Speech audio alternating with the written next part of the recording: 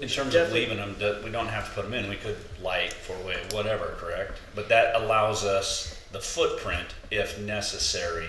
It does, exactly. The bigger footprint, but then if the light comes in, yeah. So with the light, I take a 35 triangle. Right, so I would, as of now, I would say leave them in because again, it's a concept plan. Right. But I don't want to have the concept go, we really need a roundabout here, but now we're buying this guy's land, as opposed to, hey, this is a roundabout, or now traffic says, your study says the light's better, great. You get a little bit back, we don't need as much type thing. So I would be a proponent of leaving them. Anytime we can get land, road width, any of that stuff on there, we need to draw lines where we can. Okay. Totally agree with that. In addition to that, you're seeing a lot more of them popping up. And Because they're a Well, great they're very alternative spendy. to do a lot of things. They are They're expensive. very spendy. But what do they reduce your cost in the long run?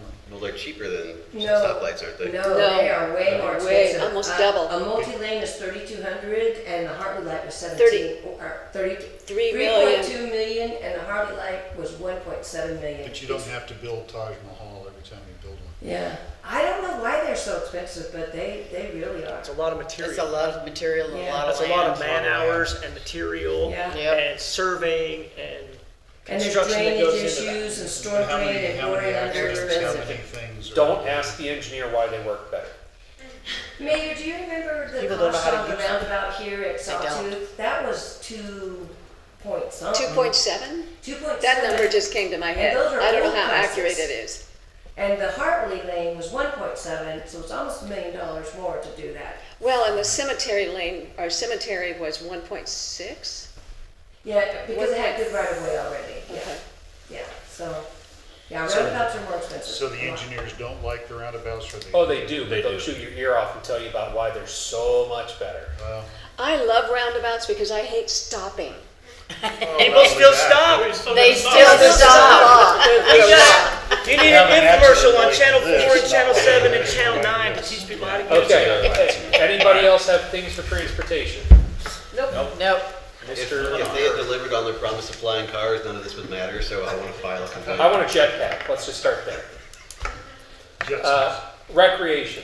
Ensure access to high-quality parks and recreational areas are available to all citizens. Foster the development and preservation of parks. Promote a connected and accessible green belt and pathway system. Support the health and well-being of residents throughout recreational opportunities. Enhance economic vitality through the development of regional recreational destinations. Do we have a map on this? There is a recreation map that shows, I don't think you have. Pathways is what It I'm shows looking pathways. I checked them over, they actually match our current pathway map. So, We stole your current pathway Yeah. map and we made it GIS. Okay, I had a discussion today with Jason about pathways. And the discussion centers around the bridge going across the old railroad right away. The city owns the Middleton side of that bridge, but the other side of the bridge is privately owned. what bridge are you, not the Middleton Road. The bridge. Railroad. No, the railroad bridge. The old railroad bridge runs right next to Middleton Road on the east side. Okay, And okay. then the 5 Mile Bridge, which is right down the The street. next one. Yeah, the next one down. Those are both privately owned. One of them's by Galvin's and the other by, I can't remember their name now. They live right on the corner across the bridge before you get to Rural Steel. That little home right there, those Yes. people own it. Oh, yeah. They own that property. But I'd like to see in our future development that we're actually working towards acquiring that bridge and turning it into a pathway that crosses the river. Boy, that's spendy. So You already own the bridge. I know, but the bridge isn't, Structurally sound? well, there's a It lot of carries railroad a railroad ties. train Let's up put it there, a that- golf cart. Yeah, I was on it about 5 or 6 years ago, and the creaking, I got halfway across and I was like, which way do I go? Well, you My husband's like, you just go, started working you're- out like 5 you're months. insured. You started working out a few days ago? Yesterday, well, last week I worked out once. And Right, then, so you'll be good for the bridge next time. yeah, but it was the creaking. So as long as you know It how to wasn't swim. me creaking. It was the bridge. So the only comment I would have for you is that go in this comp plan, which I'm tending on the side of no, or does it go in a Parks and Rec capital improvement plan? Well, it would go in this comp plan, and I'll tell you why. So something's happened recently with the Riverwalk Park down here that it might be of interest to you. We are applying for a 404 permit to, we should have had a long time ago, to dig the pit. They cannot finish getting our 404 permit to dig with the Army Corps until we give them our reclamation plan, which is the latter part of the permit. Guess what our reclamation plan is? Our park. The whole park. The park is the master plan. So they said, our consultant said to us, actually just this morning, you gotta get your Riverwalk Park planned, and then we can apply for our permit. And so we're now on hyperspeed. And so we have already the consultant hired. We're gonna bring it to you guys and also to you guys in workshops and or at least through the comp plan, to where you're going to look at everything from dog parks to frisbee parks to horses, bike trails, whatever, so that we can come down to the concept of the plan. I'm gonna get to your bridge here in a second. This is legal something. And then, once we all agree on it, it will become part of our recreation section of our comp plan. It'll be in there, a beautiful concept plan. So, but the consultant said something interesting today. They said, it's hard to get from the east side of that bridge at Middleton down by the river to the west side. And they said, we really need to think about a pathway under the bridge, not over the bridge, or so we can do maybe some parking on the east side of Middleton, but you can still walk under the bridge and stay off Middleton Road and have access to the river to drop off your rafts, to pick up your rafts, to play in the park. So we're starting to maybe concentrate on finding that east-west connection. I don't know if that gets to the moving back and forth with those pathways. His bridge he's talking about runs north-south. North-south, It's yeah. the railroad bridge that parallels Middleton Road going over. Over by Steve Rule, over that area. Yeah, that's the Middleton Road Bridge. Not Yeah. the concrete one, next to it. There's that little thing that's off to the side. Yeah. Right. And it over runs bridge. north-south. What you're talking about is going east-west. You're right, Yeah, you're right. And Put the so, parking on the south side of the river. You're right, Come and you- across that and swing down. and you still do need to get north-south and across the river. But we're also looking at how to get east-west and move, fluidly on that bank for pickups too. Well, I'm with him because I've had the same thought before. I thought we already owned it. I didn't know we only owned half, so. I didn't know until today that we only owned part of the bridge. There's a parcel underneath the bridge too that's owned by a private party. We own, according to the map that I was shown that was tax I own parcels, half a house. Yeah. it showed us out into the middle of the river. And then the other half of it was owned by the people down on the corner of. Well, it should definitely be something we talk about. One of the biggest, what did we just talk about in the other pages, right? Access to our natural resources. We're Yeah, talking about right. access. There's access right there. Well, you just figure out where it's gonna go, so. Yep. So we'll bring concept plans to you as the consultant creates them and do some workshops on them. And then hopefully it'll line up with the timing of the public hearings and we can get it into our comp plan. Well, the mayor said she's insured, she can be our test person. Not anymore, I'm not.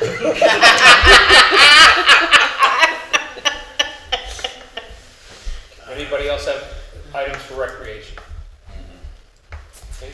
One of the things to think about though, if we find, after thinking about this, that the Riverwalk Park needs some special attention, we might need to take a little bit of extra time to make it a special area and write it up more. And once the concept plan starts getting developed, we can decide whether or not to do that. Right now, it's not pulled out as a special area. And one of the things you could also do is amend it as a part of your appendix of this plan. Yeah. Once Oh, it's it'll be finally, attached. once it's fully adopted and ready, you could amend it to Yeah. append it. And even after final approval of the comp plan, we can even come back in and put it in later if the timing doesn't line up perfectly. Okay. And anything you put on the map for the park can be removed by the next mayor or the next mayor. But keep in mind that the last concept that we all saw pictures of a few years ago, that at this time is $20 to $30 million, and I don't see the taxpayers having that kind of money in one shot. So right now we're looking at 3 phases, and the first phase, Roberta, if she wanted to, could tell you about that at another time. Oh yeah, that's a whole nother, we're gonna do zoning workshops, we're we're gonna do the park. Yep, Yeah. yep. So there's a lot of work coming up. Downtown revitalization, recommendations are high-level goals. Ensure the downtown area supports a thriving local economy through strategic mixed-use developments and business support initiatives. So this is really that transition zone for the bulk of it. Enhance the visual appeal and functionality of downtown Middleton to create inviting and engaging public spaces. Promote strong community engagement and participation in the planning and revitalization of the downtown area. Strengthen infrastructure and transportation networks to support downtown growth and accessibility. Foster a safe and welcoming downtown environment for all community members. Comments, questions, concerns? How did I Commissioner do? Trimble was wanting to consider broadening the downtown boundary. Oh, no, go ahead, go ahead. Okay, that's, because that was the next slide. Okay. Oh, okay, so this isn't really high level, but I was talking to somebody earlier today, looking at the downtown map. One of our biggest single lots in that downtown area is the old auto shop, the mechanic shop. Now, my understanding is the reason nothing has happened with that, and somebody correct me if I'm wrong, who's been here longer, there's an underground oil or gas tank, which was installed prior to a lot of the heavy regulation. And anybody who purchases that is going to have to remove it and do the mitigation. It's a huge lot. So is there some kind of grant or program that the city or the landowner could go through so that we could actually see a business pop up there at some point? Idaho has a joint brownfield redevelopment program where they'll pay for your phase 1 and your phase 2, and then they will also help with, I think it's 50% of your remediation costs. Okay. And Middleton, we could look at something like that ourselves. However, sometimes when a city pays to help a landowner remove something of that caliber, they later flip it. So we'd have to put in all kinds of barriers and locks. Well, I'm not necessarily suggesting that we spend city money on it, although I guess that would be up for It debate. would come when off we have whatever specifics. profit they made. But having that land with the ability to be used for something will benefit the city in the long run. Right now, it's an old rundown mechanic shop that nobody wants to touch with a 10-foot pole. So Why'd they buy it? Oh, the guy was running a body shop out of it. Yeah, but he sold it, didn't he? Just in Yeah. last Oh, year. his lease gave up. It didn't sell? No. It's been sold. Yeah, Yeah, it's it's been been sold sold. to Lou Amendment. He bought There's it. new owners in there. And he wants to change the building a little bit, just reclad it and make it a little more like metal siding and modern. It'd still be a shop. It would be his tenant, would Should be see your the face. shop, yeah. well, Don't we have the same issue with the building on Hawthorne, on the corner of Hawthorne? That was an old service station as well. This was Is too. it? Triples? Yeah. This It was- building was. It was at one point. Oh, So Yeah, what we can do is we can put in the framework that the links to the resources the state has. that'd be good. And that way you guys That'd be very good. can give that to them and they can That'd be perfect. do as they please. Perfect. Perfect. Okay, boundary of the downtown. Is Do this they- how it is now or is this proposed? This is how it is. Well, currently, right now, you don't even have a downtown district, so this is all new for you guys. okay. But this is the map that has already been reviewed several times. I sent them, I don't think they got, I sent the one that you did. If you want to point out what you're thinking and let them know. Okay. All right, so my question was, this being downtown, why is it so small? And what makes this be outside, or this big center here outside of downtown? And why doesn't it continue maybe here, down here, and include Ridley's and back up? There's a very short answer to that. It's going to take you more than a decade to do this. Well, currently, yes, but no decision from IDT. I agree with it. But even with a decision from IDT, you're still going to be more than a decade in What this do you process. mean- What do you mean by a decade to do this? Even if somebody tomorrow said, I want to help you revitalize the downtown, I want to come in and I want to make changes, it's going to be years before you hit a shovel on the first property. And then, for frame of reference, the first client that our company had, we are still working with in their fourth phase of streetscape. 16 years later, and they're still not done. It just takes a long time to go through those projects. The purpose behind having it so condensed is now you can condense those efforts into an area where you'll see impact. Instead of spreading it across a bigger area, condense it into an area where people see things happening. That's how downtown revitalization works, because you're going to spend all the money under the ground and somebody's going to say, what do we spend $1 million on? Where if you condense it into a smaller area, people are going to see change. And that's how things spur. That's the short answer. I think it's good as it is. So what's included in the redevelopment vitalization? One of Burying the power things, wires, upgrading internet? Well, one of the things that I was thinking we would do when we start the zoning workshops is that it's kind of a dilapidated area, and one of the things we could do is code changes to like ease the parking requirements. Yeah. Because there's no place for off-street parking in those teeny little narrow commercial. There's no place. Yeah, so no one can bring a business in there, but if we say in this area, the parking requirements are gonna be less severe. One per Yeah. 1,000, not one per 250. Yeah, and then there's other things you can do with density bonuses. I mean, there's all kinds of little tricks that we can incentivize people to come to this dilapidated area and bring a business in. But you gotta make it easier on them, you know? And so those are the things we're gonna talk about and think about during our zoning workshops. So right now, we're just looking at whether or not we agree that the area defined on the map is, we agree with that. We're not going into the details. Yeah. Correct, Okay. because there's a downtown revitalization plan is its own, to Nicola's point, is it's typically its own small area plan, its own sub-area plan, whatever you want to call it. But you focus in on how do you change the streetscapes, how do you change the built environment, how do you regulate facades, how do you do all these items so you get a cohesive, beautiful looking area. You're not at that point yet. Take it from Realistically- single level to double level, 30-foot ceiling or heights and those kinds of things. And right now, you're not there. You got to have development before you start worrying about that. Well, there is a URD, it's called the downtown URD, Yeah. there's a lot of money there, so we can actually start on some of that stuff. Then when we have zoning workshops, we can put a zoning overlay that says, when you're in this area, you're gonna put in this kind of lighting, you're gonna, you know, so, the question is that the area that you wanna focus on, really? Well, my question is by some grace of whatever we do, the couple that comes in, or through downtown or whatever, somewhere other than the other two, does this support that in terms of the businesses that might be coming in as a result of that? I'll tell you what we've said the whole time for the I wouldn't call it bypass, but it's not bypass. Don't count your eggs until they're in the basket type of thing. You don't know yet, don't plan for it until you do. There's something to be said about having a general idea, but what you're talking about is a little more fine-tooth comb, because where that alignment goes could change that dramatically. And this comprehensive plan, once it's finalized, the day after we can make changes. Correct. And once you have the preferred alignment, it's time to reassess not just this, but many other things in the plan. So that's the first time I've heard about this, so I'm just going to the basics. So pros and cons. What's the con of assuming?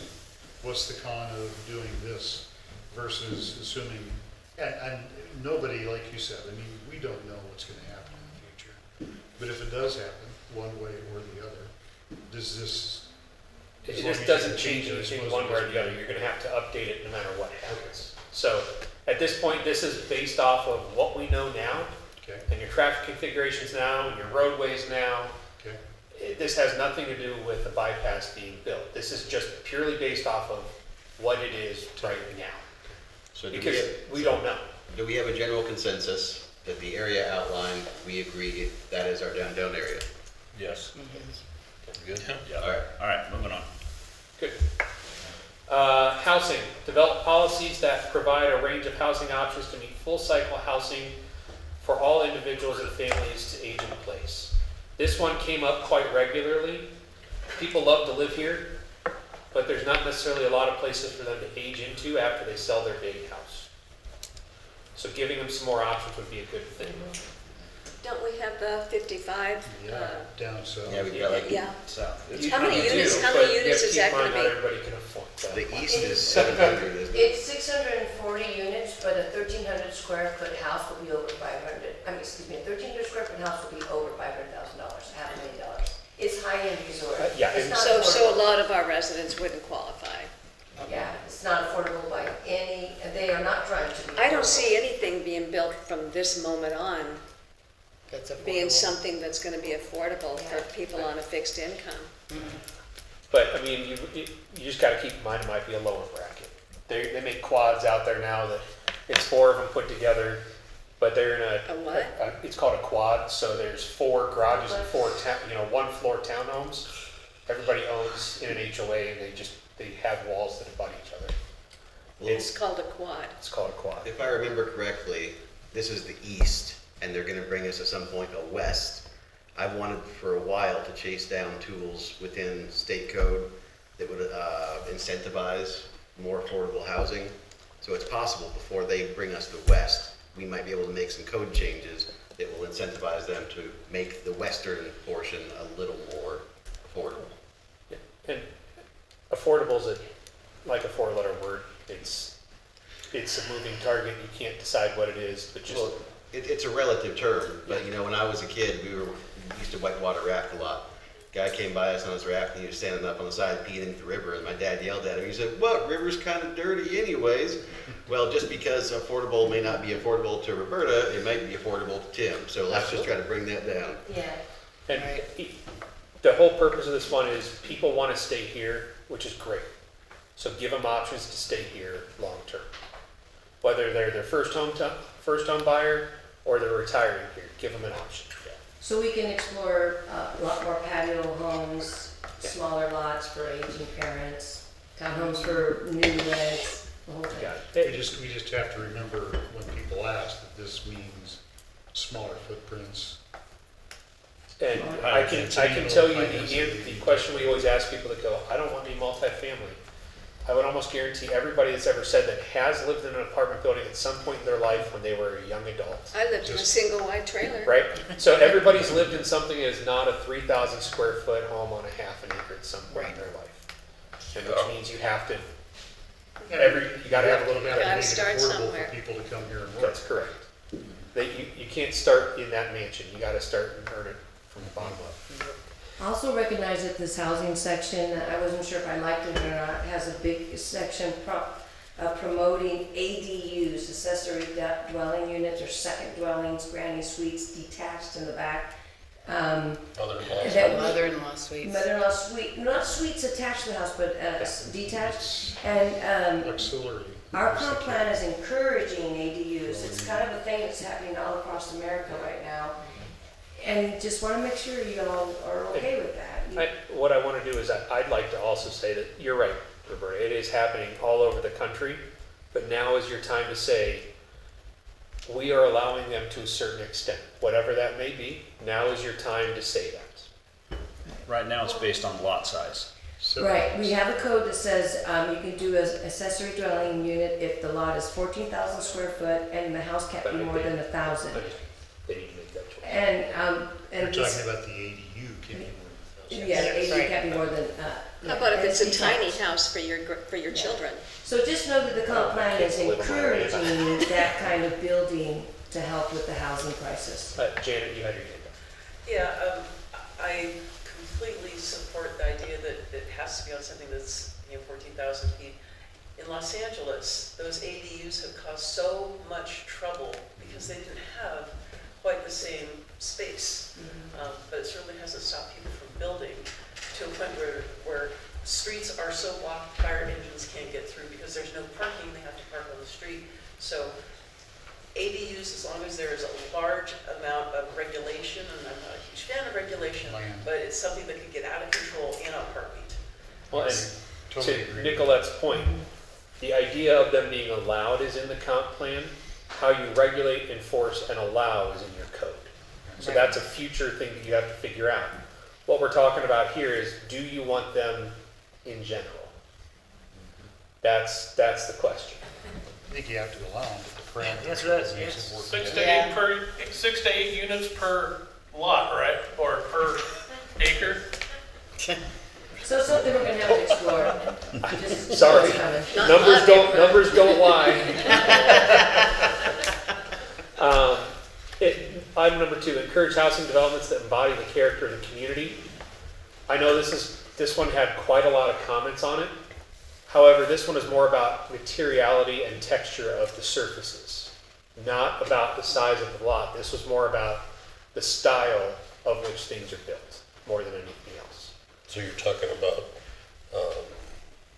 Victorian versus colonial. Correct. So it's not about saying, oh, I don't want somebody that can't build on a 5-acre lot. It's more about, I don't really want somebody to build an ultra-modern, shiny Corten house next to my traditional Victorian home. That was, the character is the architectural style. It's not about how many units per acre. Yeah, why not build an ADU the view of my neighbor and not me? That's good stuff. Say that again? What do you got in there anyway? What did you say? I'm just saying, you know, in some places you can build an ADU that cuts off your neighbor's view, but not yours. If you build Yeah. right in the corner. The views are not protected by anything. That's exactly right. That's not true. I've heard that in so many land use areas. I look out at that farm field every day. I walk my dog there. CCNRs, maybe. So you're trespassing. No. It's probably more zoning and ordinance issues, but have you ever driven through some of the new subdivisions that have no porches? I don't like them. And folks don't get to know their neighbors. There's no Yeah. clubhouse, there's nothing. And I don't know if that's something that would be included here, but it's community, right? And the best way for people to meet their neighbors is to be outside. And if all they do is, run into their garage, and there's no way for them to go out and just sit and chat, which is a huge thing on our street. And I I'm know personally a on fan of Ryan's. block parties, but that's just, Well, yeah, growing up, that's what we did, was a block party. well, we do too, but if you don't know your neighbors, they don't. You don't have a block party. Right. But you're right, it is zoning and code, because then you're talking about easements and what's occupiable space and how that fits in front of it, how far you can encroach, so that'll be your next set. But that, isn't that also, though, included in the architectural style? Sometimes yes, but I don't think it is for you guys, because you don't want to get that prescriptive in your architectural style definitions. You just want to say that you want something that matches the character of the community. Not every property must have a minimum of an 8-foot deep front porch and have a brick basement, or a brick, entry, and have 3 steps, and you want to have enough flexibility, but not be too flexible. So Not it's hard. to totally discourage developers in the future. But you want enough to basically say, look, I don't want you to paint your house with purple siding. Like, let's try not to do that, okay? That's what you're going for. Well, I mean, I don't think anybody here is of the political orientation that we want to get super in-depth telling people what they can or cannot do on their private property. So really what we need to do is just stay with land use. Does it match the surrounding area? Exactly. If you're surrounded by R3 and you want to put in, a giant block of apartment complexes, that does not match the surrounding area. Right. Unless we've zoned it that way, you're going to do R3. So just stay basic like that. I don't like stucco homes. I think they're ugly, but I'm not going to outlaw them. I've never understood stucco's really expensive too. Like, I don't get it. Item number 3, address future housing demands by planning for a variety of housing types that cater to different stages of life. We're trying to find a polite way to say, allow some more apartments in. Right. Remember that chart? That's how you're going to make that happen. And that maybe your garden court homes, your flats, your 3-story apartment buildings, you guys can figure that out, but you need to allow a little bit more variety if people want to keep their taxes low and have their amenities still stay high. That's it. I mean, I wish everybody would understand that, but they don't. They have money trees in their backyard. Nobody has that money tree, otherwise it would have been stolen by now. Exactly. Community design, promote design standards that enhance the aesthetic appeal of Middleton, develop design guidelines that foster a cohesive community identity, advocate for design practices that ensure long-lasting, durable, and well-maintained community spaces, ensure community design standards prioritize safety and accessibility, and strive to enhance the quality and safety of existing and new developments. They're all basically saying the same thing. Don't build junk, Right. No carports? please. That's all that Don't it build is. junk in uniform as It's much as law. possible. Well, you're not the panhandle of Florida. It ain't gonna fly. Right. Okay. How do we regulate don't build junk? Design review. You got it. Design review. You got it. My zoning already does a code, design zoning review, we've regs. already amended it to make 4 And your or 5. idea of junk might be my Oh, of utopia. Yeah. well, welcome to the perpetual conundrum of what I like is what you like, but Well, no, because, hold on. So if you go into pretty much any townhome or apartment that's being built now, they're not built like when I was a kid and my dad got divorced and was living in, the poorest apartments possible. Those were hollow core doors that you could knock too hard on and put a hole in. They don't build them like that anymore. They build upscale apartments, upscale townhomes. Yeah. So I don't want to restrict us to only building higher end apartments because higher end means less affordable. So it's not junk, but cheaper materials, cheaper cost, cheaper rent. it's all part of that pro forma. But what we're trying to do is give you guys the option to say, look, do you really need 95 stucco apartment buildings in here? No, let's not do that. Let's look at some other options. Maybe you change a couple of them up, or And it's too that's- much of one thing. We split already up. do a design review where they have a set of standards and they have to meet so many of those for the design review, and it's already in place. We're gonna do that. If they don't, we say no. Last item is agriculture. Support and minimize conflicts with farming-related businesses and activities within the city limits and on the borders of the city limits. Encourage the celebration of agricultural heritage and ensure agricultural lands are integrated and properly provisioned for in community planning. People are very much so into the agricultural. They were the entire way through. Again, property rights is important as well. This is just about giving them tools and they can do with it as they please. Yep. It's not the municipality's place to say you can only be a farm forever. That's funny. I remember a county commission candidate proposing in county do exactly that.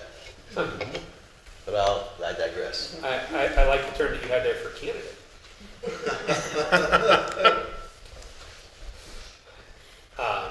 That's, people really want to keep agricultural, but you can't dictate anything. That's what it boils down to. Yeah. You can help them, you can give them resources, but you can't make them do agricultural.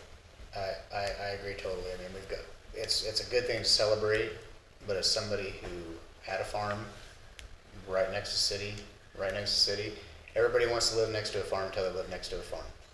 Then they complain about you driving a tractor and kicking up dust. Then you do it at night. Really? Oh, you'd be amazed. Oh, yeah. I've lived near, I love all those sounds. I I love waking know, up me to the too. smell of onions and garlic. and- You're the exception to the rule. Well, But that being said, yeah, I like that it's in there, but at the same time, I mean, yeah, let's say it, let's do it, but you can't force anybody's hand. And like I said, it creates more of a challenge for the farmer than anything in a lot of cases, in most cases. our personal favorite is you can't tell people what to do. If somebody shows up to your house with a $10 million check, you're gonna look at it and go, I'll be out tomorrow. Yeah. And you leave, right? That's their choice. And you can't blame somebody for it unless somebody's done it to you and you turn it down, which most people with that kind of a check go, well, I'll see you later. Been nice. Great. Well, and we have to remember everybody has the same right to buy that property for the same amount of money. So if they want to live next to the farm, then they should buy the farm. Right. Believe it or not, that is happening in a lot of places, and let them do it. I went Amen. to the farm a couple times. Montana. Amen. More than once. But if you can afford to buy those 25,000 acres, you can do as you please with your own property. There you go.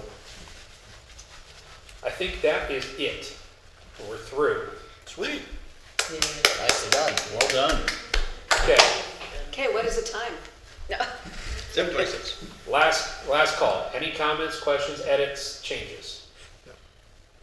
Okay, Excellent work. thank you. Yes. Thank you. Very much. Our goal is we're gonna give you guys another week to get back to Roberta any final items. We're gonna give you guys a final document somewhere near the end of the month. Then it's gonna get updated on the city, on the project website, and the public will have their comment period. We'll be back in January to do the adoption process, So it'll be January, 14th of yeah, 13th to 14th, that second Monday, we'll come to P and Z, and with the goal then to get it to city council on February 6th, the first Wednesday.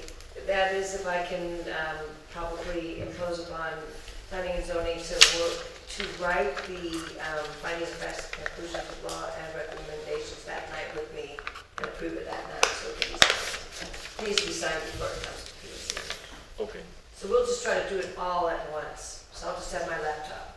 So we have how long to get back to you, and if we, and then after that, as that period has gone by, when we bring it to planning and zoning, there'll be no discussion basically, because it was already decided in advance, Yes. and then same at council, so it won't be an hour or 2 hours of discussion, it'll be zip, zip, zip. Maybe, the fact that we did this, we might take out a lot of the discussions, but that's the purpose of the public hearing, is to discuss it. Okay, so We're it's just gonna be a trying to public limit it. hearing? Yeah, it Okay, has to be. And Got it, public comment got it. too, so things will probably get, and the Got it. public will have a lot to say. yeah, and they have the right to. Yeah. Our goal was to get as much of this done before that point as we could. Okay. So we weren't doing this as we're saying, please adopt it. We wanted it before we got there. Yeah. Right. They do. Good? Yes. We're good. So I will send you alternate 4, 7:28. and then you guys can. Hey, we're calling it over at 7:29. Oh, 7:29. Thank you. Oh, it did change.